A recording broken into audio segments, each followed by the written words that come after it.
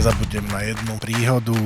Jeden člen našej výpravy, prišli sme k Panteónu. Tá kupola, to je najstaršia betónová kupola bez tej železno-betónovej konštrukcie. Drží vlastnou váhou a ten pán mi tak hovorí, že to mi vysvetlíte, otče. Toto vydrží 2000 rokov a ten môj pod po 5 rokoch mi už sliepky začali rozhrabávať, že sa to rozpadlo. Hej, že? Ale to ešte vtedy nemali verejné obstarávanie, takže preto to vedeli. Prvý letiskový podcast na Slovensku je späť. Vítajte pri druhej sérii podcastu Z Košíc do sveta, kde sa rozprávam s inšpiratívnymi hostiami o cestovaní, o lietaní, ale prinášame aj pohľad do zákulisia medzinárodného letiska, z ktorého viete lietať do stoviek destinácií po celom svete. Moje meno je Juraj Todt a vítam vás pri počúvaní podcastu Z Košíc do sveta.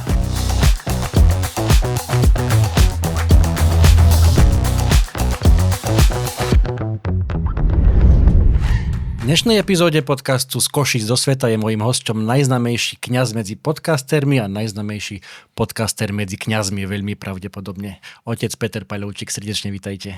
Pozdravujem pekne, dobrý deň. Ďakujem pekne, že ste prišli. Budeme sa rozprávať špeciálne veľa o Ríme, keďže budeme mať pravidelnú linku z Košíc do Ríma. Po dlhom čase, veľmi dlho sme na tom pracovali, sme veľmi radi, že sa to podarilo. A vy ste taký, že na slovo vzatý odborník na Rím. Pamätáte si ešte na svoju úplne prvú cestu do Ríma? Kedy to bolo? Ako ste to absolvovali? Išiel som skoro 24 hodín autobusom, pretože som nastupoval na jazykový kurz predtým, ako som začal študovať v Ríme. Bolo to v auguste v roku 2001. Pamätám si, že to bolo 2001, lebo potom som tam pozeral ten nešťastný pád dvojičiek, takže ten rok si pamätám. A ako hovorím, autobus dlho, veľmi dlho a vystúpili sme na stacione Tiburtina, ktorá bola vtedy taká centrálna stanica autobusov alebo tých linkových autobusov. Prepravili sme sa nejakým spôsobom na námestie svätého Petra, pretože tam nás mali niekto vyzdvihnúť. Hovorím v množnom čísle, lebo sme išli traja.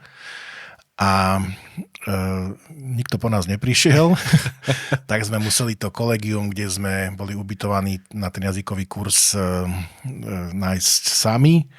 Bol to august. Hovorí sa, že v Ríme v auguste sú iba turisti a mačky. Bolo asi 1 000 000 stupňov určite vtedy. S obrovským kufrom, pretože som tam mal byť až do Vianoc, aj bol som do Vianoc. Takže ten prvý dojem bol taký, čo tu ja vlastne robím, ale to námestie svätého Petra si pamätám, že na mňa urobilo ohromný dojem a samotná bazilika. Boli to časy, keď ešte neexistovali kontroly, dalo sa vojsť do baziliky z ktorejkoľvek strany, teraz už je to regulované a usmerňované. Ako hovorím, žiadne kontroly a ten priestor bol otvorený. Bolo to majestátne niečo, napriek tej únave, napriek tej frustrácii, aspoň taký svetlý bod. Takže to je moja prvá skúsenosť s Rímom. Môžem potvrdiť, ja som sa tam nedávno vrátil po vyše 10 rokoch a je to vždy špeciálne. Či už to námestie, alebo tá samotná bazilika. A na prvýkrát asi je to najviac špeciálne, ako to len môže byť. No určite, ten prvý dojem je fantastický. Tak čo vás tedy najviac tam prekvapilo v tom Ríme? Možno, že môžeme aj tak brať, že také už tie prvé dni, už keď ste sa tam zabývali, že mali ste asi nejaké predstavy, očakávania Rím, bude to tak a tak a tak a bolo to možno nejako inak?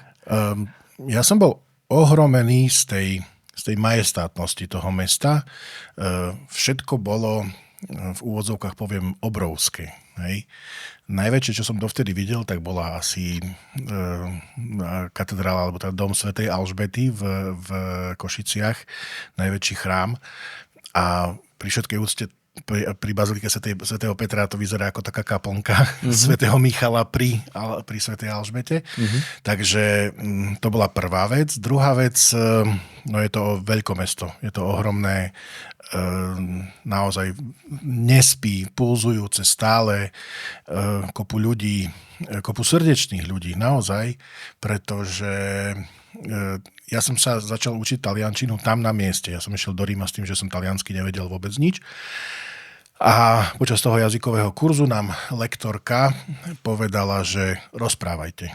že nerozprávajte sa medzi sebou, keď ste nejakí z rovnakých krajín, pretože sme tam boli naozaj skoro z celej Európy.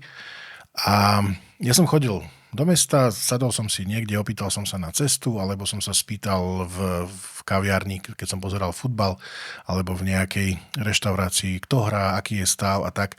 A ľudia boli ochotní sa rozprávať. Na akúkoľvek tému, keď počuli, že som cudzinec, ktorý sa učí, o to srdečnejšie mi pomáhali a tešili sa, že niekto chce hovoriť ich jazykom. Takže bol som ohromený a prekvapený tou srdečnosťou tých ľudí.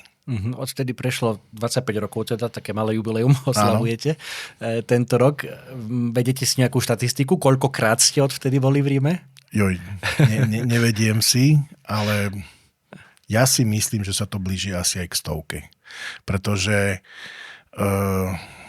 boli roky, keď som tam bol 2-krát, 3-krát, boli roky, keď som bol 5-6 krát.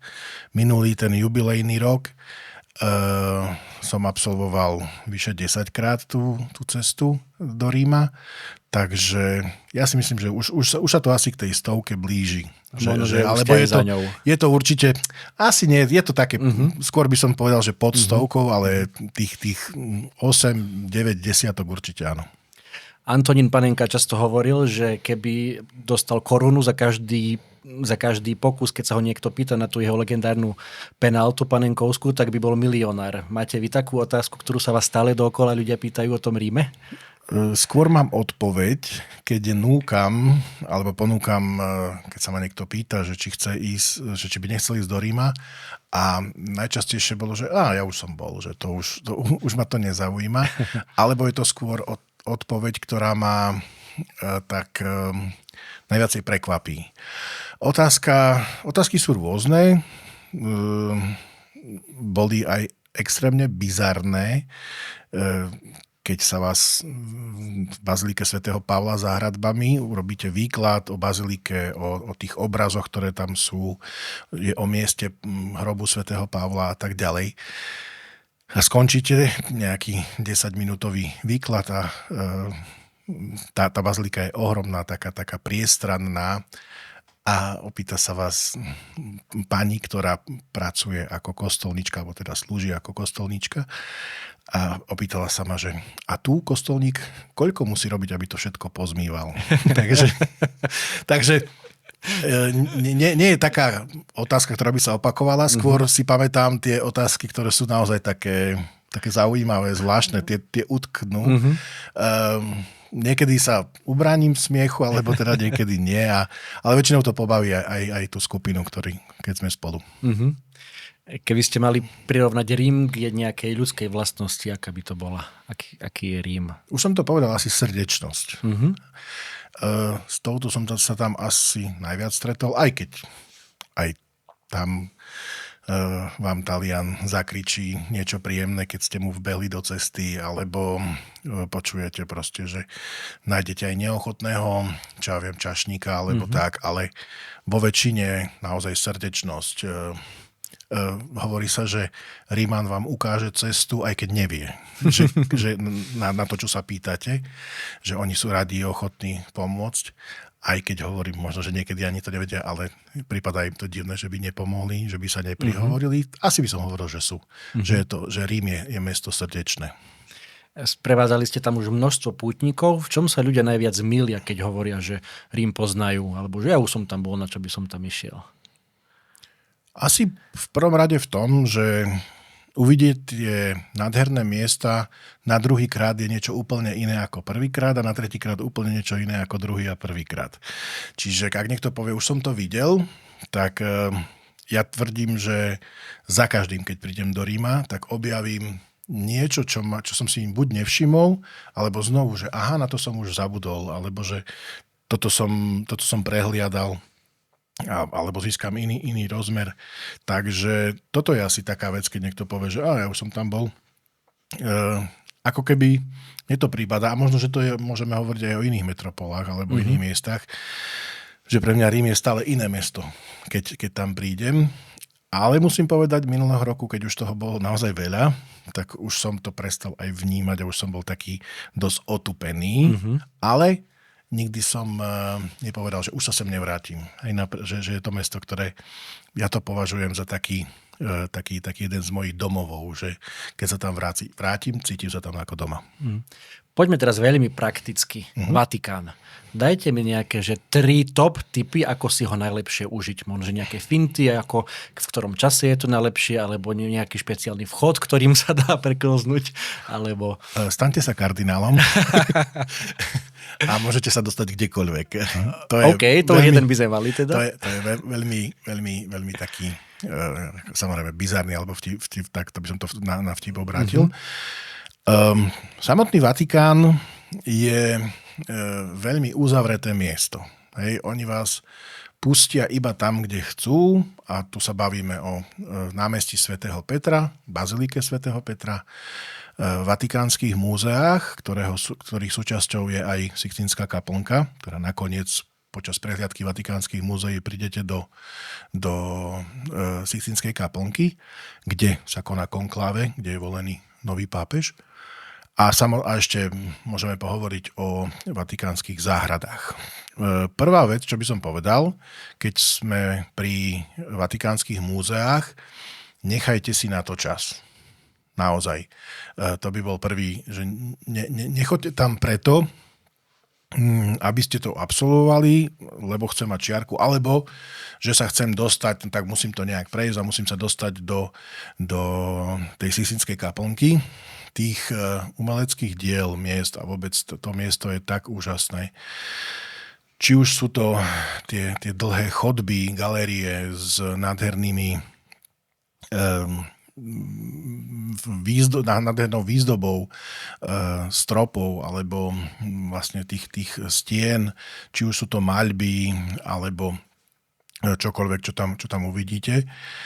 Naozaj, nechať si na to čas a pomaly, fakt možno, že od rana do večera, áno, to by vyžadovalo, že urobím si na Rím o jeden deň viac a počítam s tým, že tie vatikánske múzea absolvujem, ale zase chápem, že je to aj o nejakom čase, takže keď prísť do tej Sixtínskej kaplnky, tak je tam všade napísané nefotiť, je tam všade napísané, že ticho. Naozaj to zachovať.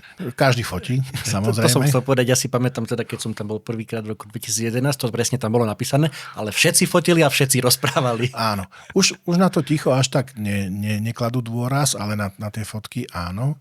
Ale naozaj skôr si to vychutnať to miesto, pozerať sa, mať oči otvorené. Možno, že si o tom niečo aj prečítať, aby sme vedeli, na čo sa pozeráme, na tie, či už je to Posledný súd Michelangelo, alebo ten strop, Stvorenie sveta, alebo tie bočné obrovské fresky, ktoré od rôznych umelcov. Čiže mať čas, dať si telefón do vrecka, možno, že nesnažiť sa urobiť nejakú fotku, ktorú aj tak všade nájdete. Všetko je vyfotené, všetko si viete pozrieť, ale a tretia taká vec, že určite neoľutujete, keď vystúpite na kupolu baziliky svätého Petra. Takže je to trošku náročnejšie, pretože dá sa to absolvovať polovica s výťahom a potom tá druhá polovica sa musí ísť po schodoch pešo. Ale bol som tam aj s jednou pani, ktorá mala 79 rokov a zvládla to. A videl som tam naozaj aj ľudí, ktorí boli vo vyššom veku a dali to pomaličky. A myslím, že sa to určite oplatí výjsť až hore a vychutnať si tú samotnú pohľad na baziliku z hora na námestie svätého Petra aj na celý Rím. Máte v Ríme nejaké svoje také obľúbené miesto, aby ste možno, že nevzali veľkú turistickú skupinu, ale dobrého priateľa? Niečo také vaše, možno, že mimo tých hlavných najznámejších ciest? Ja keď som študoval v Ríme, tak môj dobrý priateľ pracoval v jednej pizzerii na periférii, na takom sídlisku a tá reštaurácia stále funguje. Volá sa Gallo Rosso 2. Je to úplne obyčajná talianská pizzeria, hovorím, medzi blokmi, medzi bytovkami. Stoly sú úplne obyčajné, sú na nich papierové obrusy, ktoré stále menia, ale tam robia naozaj tú rímsku pizzu, môžete tam ochutnať arrosticini, to sú také jahňacie špízy z Abruzka. Robia tam iné bruskety ako kdekoľvek inde, takže tam by som zobral svojho nejakého dobrého priateľa. Je to fakt miesto asi, kde viac chodia domáci ako To turisti. tam turistu nenájdete. Tam som jediný turista v úvodzovkách, keď tam prídem ja. A takže to je také miesto, kde som zvykol zájsť, ale je to aj od ruky centra a tak ďalej, ale proste kvôli tej takej rímskej atmosfére, ale možno také, a je to aj turistami známe, ale možno, že nie úplne pre všetkých, miesto, kde bol sťatý svätý apoštol Pavol, miesto jeho umúčenia. Sa to volá teraz tri fontány, pretože podľa legendy, keď Pavlovi bola zoťatá hlava, tak 3-krát padla na zem a na tom mieste vytriskli 3 pramene, ako keby 3 fontány. A to miesto teraz je trapistické opáctvo. Sú tam 3 chrámy aj na tom mieste. Je to ticho, v tak hlučnom meste, zvláštnou atmosférou, takou svojou, takou osobitou. Tí trapisti vyrábajú vlastné produkty a odniesí nejaký suvenír alebo nejakú kozmetiku alebo niečo, čo oni robia, tak je to, čo nikde inde v Ríme nenájdete. Takže asi toto sú také odporúčania, tie tre fontáne. Ale hovorím, to nie je úplne také neznáme, ale nie je to na tých štandardných trasách. Predpokladám, že množstvo ľudí pôjde asi prvýkrát do Ríma, keďže je tu tá možnosť ísť priamo letecky z Košic za 1:20 a odpadajú všetky transfery, aj tie dlhočízne cesty autobusom. Takže čo by ste možno odporúčili tým, ktorí pôjdu prvýkrát?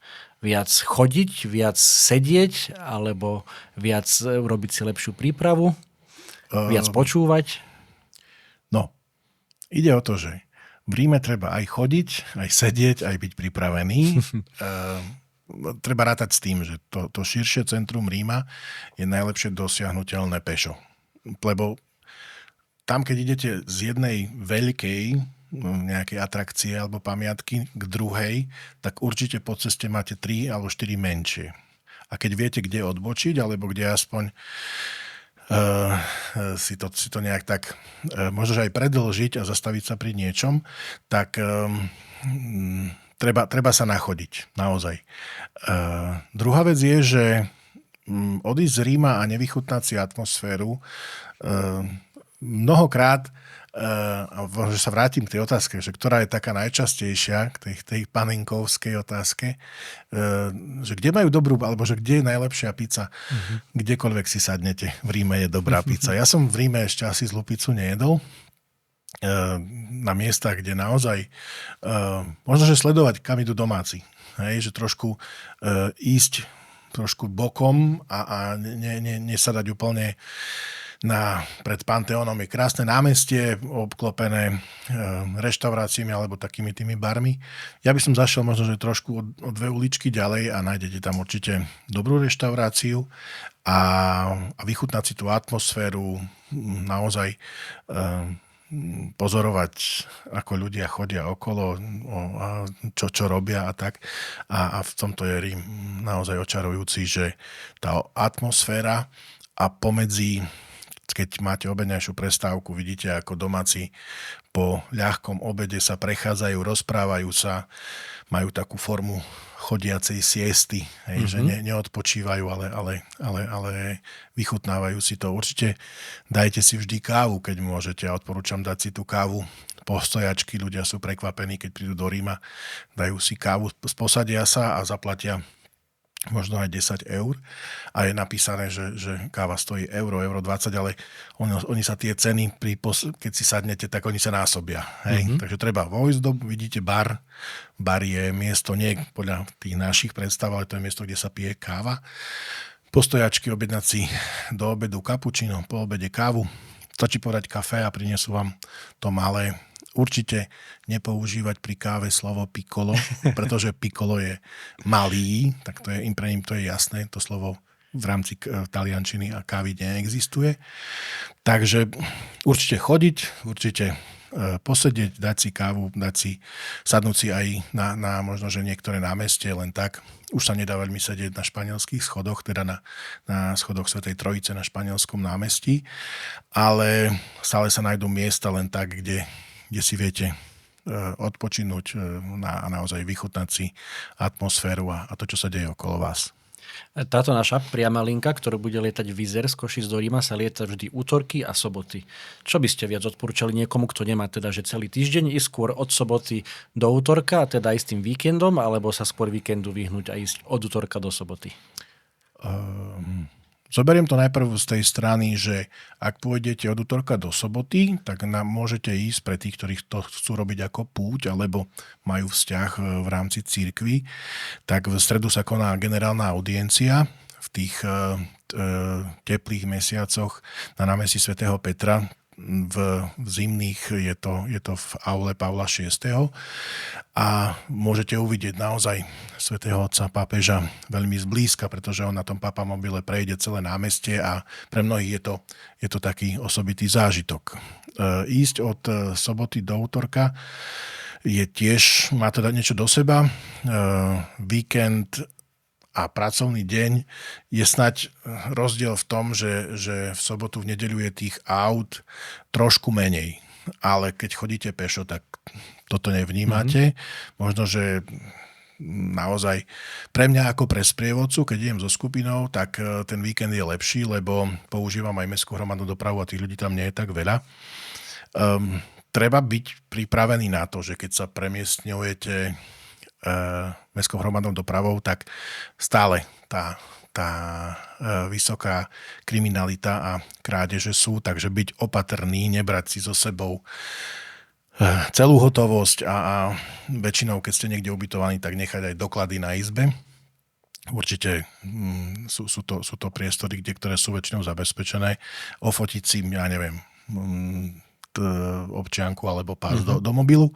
Také praktické veci, lebo bez dokladov sa domov nedostanete a vybavovať to je strata času a potom sa vám z výletu stane nepríjemnosť. Takže možno, že na toto dávať pozor. A hovorím, tie termíny, to je skôr asi aj o tom, že pre pracujúceho je lepšie sobota, nedeľa a obetuje iba 2 pracovné dni, ten pondelok, útorok. Ale je to z pohľadu turistu, pútnika v Ríme, tam od pondelka do nedele a od nedele do pondelka je to prakticky to isté. A čo ročné obdobie, ktoré je vaše najobľúbenejšie v Ríme? No, ako som povedal, júl, august, počítať s tým, že tie teploty sú naozaj vysoké. Ale napriek tomu predpokladám, že vtedy je to tam najviac busy, že vtedy je tam najviac tých turistov. Nie je ich tam až tak veľa, pretože od 1. do 15. augusta majú Taliani ako keby celoštátnu dovolenku, volá sa to Ferragosto. A niektoré prevádzky sú aj vtedy zatvorené a ja som paradoxne prvýkrát v živote asi bol tohto roku, tento jubilejný rok od 11. do 14. v Ríme a bolo to práve vtedy o mnoho také kľudnejšie oproti celému tomu jubilejnému roku, keď tých putníkov a turistov tam bolo naozaj neuveriteľne veľa, niekoľkonásobne viac, ako som bol zvyknutý za predchádzajúce roky. Takže ja by som skôr odporúčal asi ten marec, apríl a október, november. To sú také, v máji vedia už byť teploty vyššie, aj keď je to pre niekoho aj príjemnejšie, keď je trochu teplejšie. V tých zimných mesiacoch môžete chytiť, ale aj v tých jesenných či jarných nejaký dážď a ono paradoxne v Ríme neprší nejak veľmi veľa, ale už keď prší, tak prší. Tam keď začne pršať, to nie je jak u nás, že poprší 2 hodiny a koniec, tam vie pršať naozaj 3 dní v kúse a keď trafíte takéto 3 dní, no je to riziko, ale zase, ako sa hovorí, nie je zle počasie, iba zle oblečený turista. Pomôcť si naozaj s prší plášťom, dbať naozaj na dobrú obuv, lebo toto je veľmi dôležité, keď sa chodí a ono sa to zdá, že chodiť po meste, no však čo je to, ale naozaj s tou dobrou obuvou to je úplne iný zážitok. Uh-huh. Boli ste niekedy v Ríme aj počas veľkonočných sviatkov? Pýtam sa preto, lebo tí, ktorí nás počúvate takto naživo vo februári, keď táto epizóda vychádza, tak prvý let z Košíc do Ríma je 31. marca, čo je vo Veľký útorok pred Veľkou nocou, a teda je už možnosť ísť aj na veľkonočné sviatky do Ríma. Ja, pravdu povediac, som nebol ani na Vianočné, ani na veľkonočné sviatky, keďže počas toho, ako som študoval, tak to bol jediný čas, keď som mohol ísť domov, takže sa mi tam veľmi nechcelo ostávať. A už teraz, potom, keď ste kňaz, tak máte veľa roboty počas sviatkov. Vtedy to je najvyťaženejšie obdobie. Čo z toho, aj keď som sa pýtal, alebo tí, ktorí boli, tak tie slávenia pre kresťanov, katolíkov majú naozaj ten iný rozmer, ten charakter. A keď sa zúčastňujú veriaci spolu so Svätým Otcom, tak je to iný zážitok naozaj. Treba počítať s tým, že nie vždy sa človek dostane na tie slávenia, pretože tie všetky slávenia liturgické s pápežom sú na lístky, oni sa nekupujú, ale dajú sa rezervovať. Je to na takých špeciálnych miestach vo Vatikáne. Viete si ich opýtať aj od švajčiarskej gardy niekoľko dní vopred, keď už vlastne sa vie o tých sláveniach, tak oni zvyknú mávať niektoré z tých lístkov. Ak sa ubytujete nie v klasických hoteloch, alebo cez tie aplikácie, ktoré ponúkajú ubytovanie, ale v tých putnických domoch, tak mnohé z týchto putnických domov si vedia vyžiadať a vlastne vy potom viete dostať ten lístok, s ktorým sa vlastne dostanete do baziliky, pokiaľ to slávenie nie je vonku, ale vnútri v bazilike. Veľa sme sa rozprávali práve a prirodzene o tom, že Rím je častokrát cieľom pútnikov a je tam jednoducho to dedičstvo katolícke je tam nezmazateľné, ale čo hlboké si vie odniesť možno, že aj neveriaci človek z takejto návštevy Ríma? No jednak pamiatky antického Ríma, ktoré myslím, že chcú vidieť aj veriaci, aj neveriaci, ale pre každého, či už neveriaceho, nepraktizujúceho, alebo človeka, ktorý nemá nejaký žiaden vzťah k viere alebo k náboženstvu, vidieť dômyselnosť ľudského intelektu, ktorý naozaj tie stavby a monumenty sú ohromné, a veľa ľudí je naozaj oslovených z toho, že ako je možné, že vydržia tam tie stavby po stáročia a my postavíme nejaký dom, ktorý o 5 rokov musíme opravovať. A nezabudnem na jednu príhodu. Jeden člen našej výpravy, prišli sme k Panteónu, ktorý je teraz síce kresťanský chrám, ale bol postavený ako pohanský. A je to tá kupola, to je najstaršia betónová kupola bez tej železnobetónovej konštrukcie. Čiže drží vlastnou váhou a ten pán mi tak hovorí, že to mi vysvetlíte, otče. Ja doma som si urobil plot, dal som tam najkvalitnejší cement a neviem čo, a robil som to pre seba a dal som dvojnásobné množstvo. On hovorí, a toto vydrží 2000 rokov a ten môj plot po 5 rokoch mi už sliepky začali rozhrabávať, že sa to rozpadlo. Hej, že, je to naozaj dvomyselný tá ľudská schopnosť urobiť tie veci, vidieť diela či už Michelangela, Berniniho, Brunelleschiho, kohokoľvek, vlastne naozaj tých fantastických umelcov, architektov, sochárov, maliarov. Toto je, myslím, že nadčasové a nadkonfesionálne. Toto tam nemôže nikto nič povedať, že to nebudem pozerať, lebo je to náboženské. A na druhej strane veľa tých zobrazených udalostí nemajú nejakú inšpiráciu iba z Biblie alebo z nejakých cirkevných dejín. Je tam strašne veľa udalostí zo starých gréckych bájí a povestí a z tých antických a vôbec dejiny starého Ríma a tak ďalej a tak ďalej. Čiže kto príde do Ríma, vôbec nemusí riešiť, či je alebo nie je veriaci.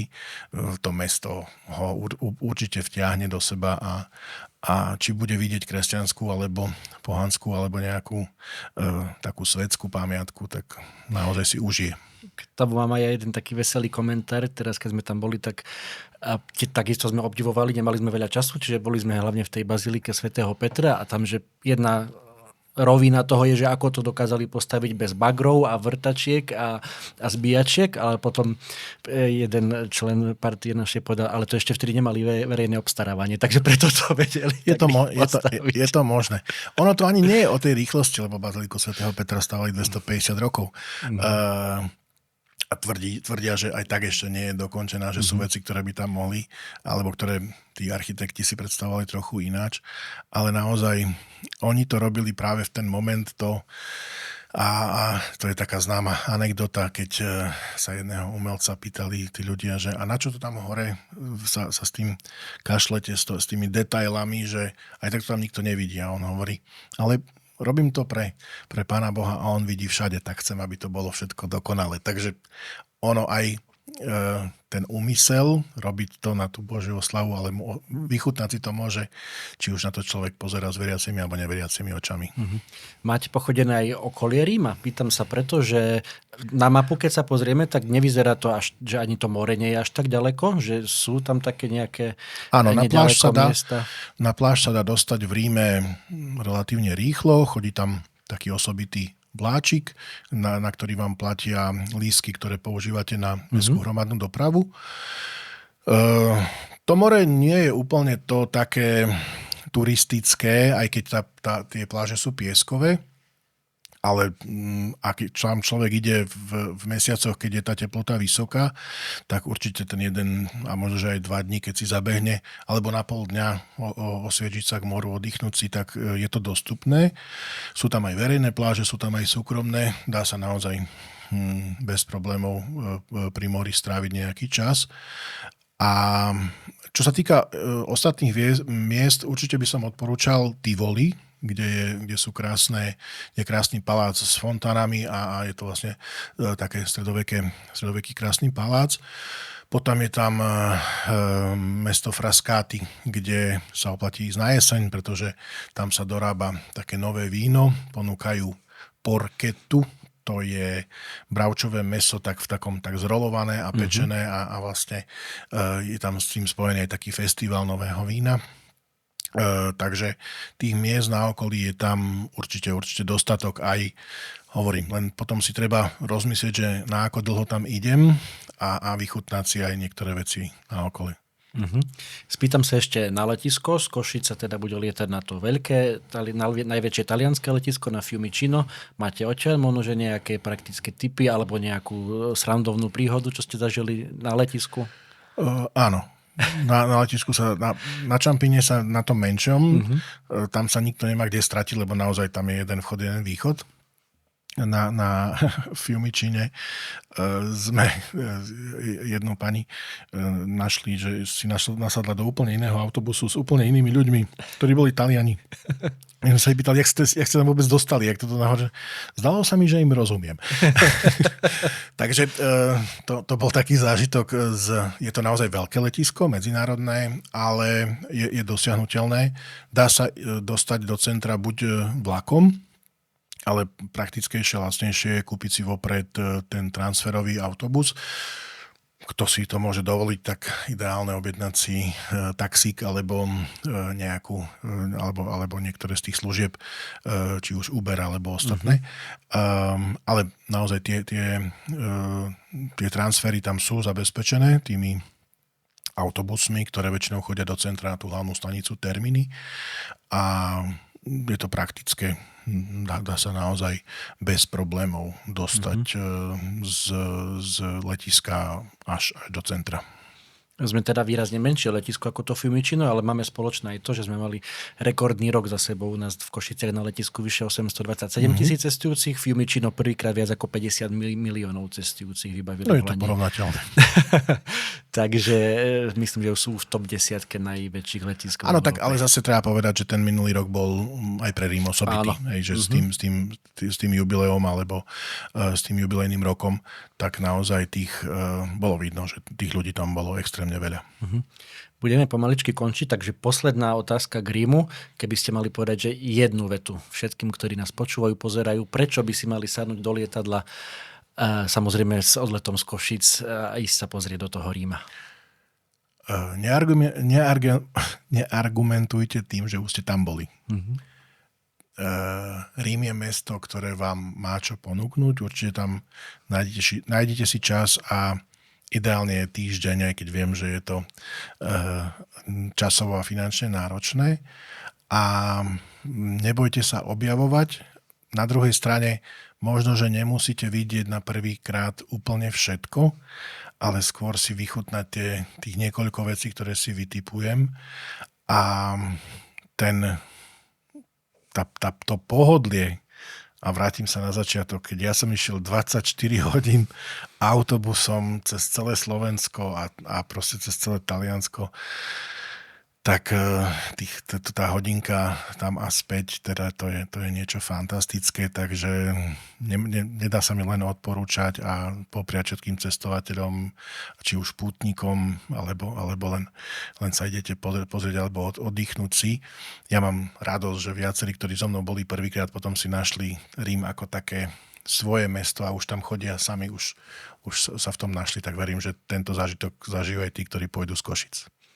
Perfektne. Z Košic sa lieta celoročne samozrejme, čiže presne ako hovorí otec Peter, ak sa vám tam zapáči, viete sa vrátiť možno aj potom v tých menej vyťažených mesiacoch, október, november, prípadne december. Dobre, predtým ako sa rozlúčime, ešte rýchla sedmička, tieto otázky ste dostali vopred, takže úplne môžeme takto z voleja strieľať. Okno alebo ulička? Ulička. 3 veci, ktoré nemôžu chýbať vo vašej príručnej batožine. Možno, že okrem tých štandardných, ktoré musí mať všetci ako doklady a peniaze a karty? Notebook. Moje teda magnézium. Bez toho už si neviem predstaviť. A posledná vec asi kniha. OK, tak to možno, že šípim odpoveď na ďalšiu otázku, že v lietadle najradšej spíte, pozeráte filmy, čítate knihu, kecáte so spolucestujúcimi alebo niečo úplne iné? Najradšej počúvam a potom čítam. Najneradšej kecam s niekým. To je pre mňa... Čiže ukecaný prisediaci je vaša nočná mora. Veľakrát sa bojím, že poviem niečo nesprávne, alebo že tak mám z toho človek, ktorý sa živí tým, že stále rozpráva. Ja som rád, keď môžem byť ticho, aspoň na niektorých miestach. Viete v lietadle spať? Záleží kedy, ale áno. Destinácia, ktorej sa neviete nabažiť. No a teraz som zvedavý, či poviete niečo iné ako Rím. No, tak z toho pohľadu, z toho počtu by vyzeral Rím, ale Praha asi to je pre mňa také miesto a dá sa tam už teraz lietať z Košic, takže je to super, do Prahy vždy rád pôjdem. Od konca marca sa lieta dokonca každý jeden deň z Košic do Prahy Ryanairom, takže ešte viac príležitostí. Super, z tomu sa teším. Obľúbené letisko, okrem toho košického samozrejme? Asi to Fiumicino. Pretože tam majú vždy klavír a vždy sa tam nájde niekto, kto tam nádherne hrá. Sú tam ľudia z celého sveta a v tej veľkej letišnej hale, v tej hlavnej, na tom krídle som počul tak nádherné melódie a vtedy naozaj rád počúvam, ale nie to, čo mám v ušiach, ale to, čo tam zaznieje. Viem, že vy ste tiež nejak hudobne aktívni. Sadli ste si niekedy aj vy za ten klavír? Nie, ale bol som hrdý, keď sme leteli v decembri naspäť z Ríma s mojou rodinou a moje deti si sadli za klavír a ja som sa tešil, že vidím tam a boli dobrí. Takže ja viem niečo ťuknúť do toho klavíra, ale keď počujete, ako hrajú tí ostatní, tak radšej nie. Super. No a úplne posledná otázka. Kam by ste si najradšej zaleteli priamym letom z Košíc? Možno, že kde ste ešte neboli. Ale... Do New Yorku. To je môj, Okay. neviem prečo, a každý, kto tam bol, povie a tak ďalej, a tak ďalej. Mňa New York jednak športovo fascinuje, chcel by som niektoré kluby, ktoré tam pôsobia, vidieť naživo a potom kvôli tej kultúre a múzeám. Takže viem, že asi New York nie je to najkrajšie, najdokonalejšie mesto, ale mňa... Asi skrz toho, že som videl veľa filmov a seriálov, tak je to také klišé, ale ak by sa letelo z Košíc do New Yorku, tak to by ma potešilo. OK, dobrá výzva celkom pre nás, ale teda ja som tiež skôr toho tábora New York Positive. Mal som tu časť raz sa tam ísť pozrieť a naozaj úplne zdieľam vaše nadšenie aj po tom, čo som tam bol. Tam len si treba zobrať zase nejaké analgetika na bolesť krku, lebo stále chodíte takto, že sa pozeráte dohora na tie nekonečné mrakodrapy. Áno, tak s tým rátam, ale zase ja som skôr vyšší, takže ja to aj privítam. Ďakujem veľmi pekne, aj veľmi veľa praktických tipov dnes odznelo. Ja som sa takisto aj veľa nových vecí dozvedel, takže môjim hosťom bol otec Peter Paľovčík. Páter Peter, srdečná vďaka a šťastnú cestu najbližšie do Ríma. Verím, že letecký z Košic. Ďakujem veľmi pekne. Najbližšie pôjdem do Ríma autobusom, ale hneď potom pôjdem určite letecký z Košic. Ďakujem za pozvanie. Takisto ďakujem. Toto bola ďalšia epizóda podcastu Z Košíc do sveta. Ďakujem pekne, že ste si nás zapli a pre viac informácií o cestovaní, o destináciách alebo aj o akciových letenkách klikajte na web skošicdosveta.sk.